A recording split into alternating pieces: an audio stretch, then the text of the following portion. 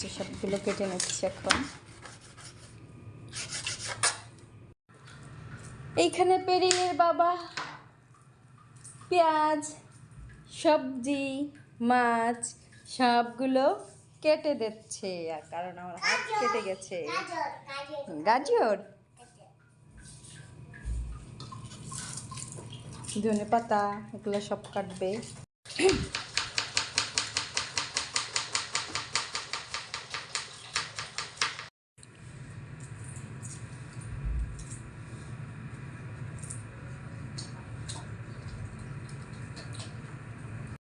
বাবা এত বড় বড় দুটো কদু, 150 টাকা।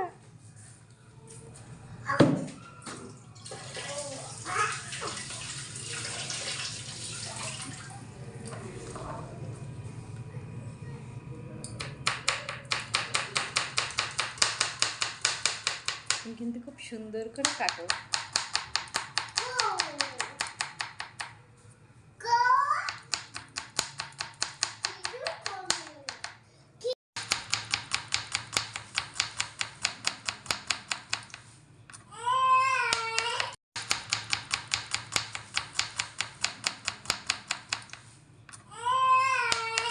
সে এখন মরিচগুলা সব ধুয়ে নিচ্ছে, এখন মরিচগুলা কাটতেছে।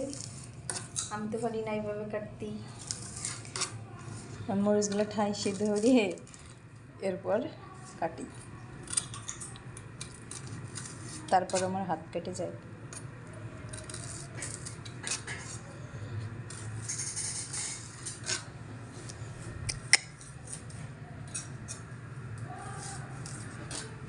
নাকি সে জীবনে যে প্রথম কাটতেছে, মাছ কিভাবে কাটতে পারবে কিনা দেখা যাক।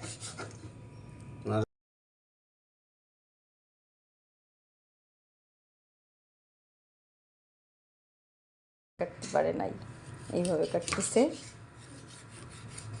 এরপর আমি আচ্ছা সবগুলো কেটে নিচ্ছি এখন। পেরিলের বাবা বাহিরে গেছিল, কি কি নিয়ে আসছে? এই যে হচ্ছে ধনির পাতা, এ হচ্ছে লাউ, ছোট ছোট 2টা লাউ, এখানে গাজর, আর হচ্ছে এখানে পেঁয়াজ। এখানে লাউগুলাও কেটে দিয়েছে, আর শোল মাছগুলো আমি লবণ হলুদ মাখাই নিচ্ছি।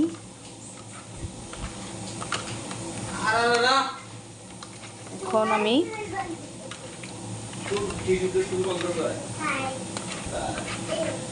এখানে শোল মাছগুলা কাটতে পারে নাই, 2 ভাগ করতে পারে নাই, তাই এইভাবে করে রাখলাম। যে মরিচ, এখানে আমি বেরেস্তাটা ভেজে নিচ্ছি।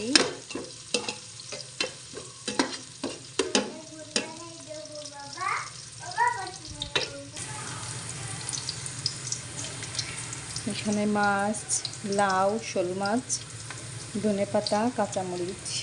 আমি এক এক করে সবগুলা মাছ দিয়ে দিচ্ছি। মাছগুলো এখন আমি ভাজবো।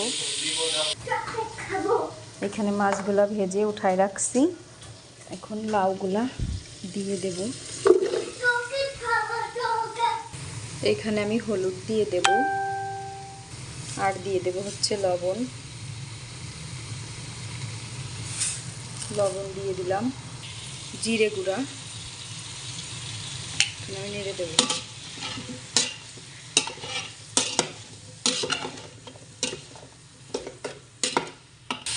এখন আমি পানি দিয়ে দেব, লাউটা সিদ্ধ হওয়ার জন্য পানি দিয়ে দিলাম। ঝোলের পানিটা দিয়ে দিচ্ছি, ঝোলের পানি দিয়ে দিচ্ছি, মাছ দিয়ে দিচ্ছি। টানে আসলে আমি বন্ধ করে দেব। এখন এইখানে আমি ধনে পাতা দিয়ে দেব। এখন আমি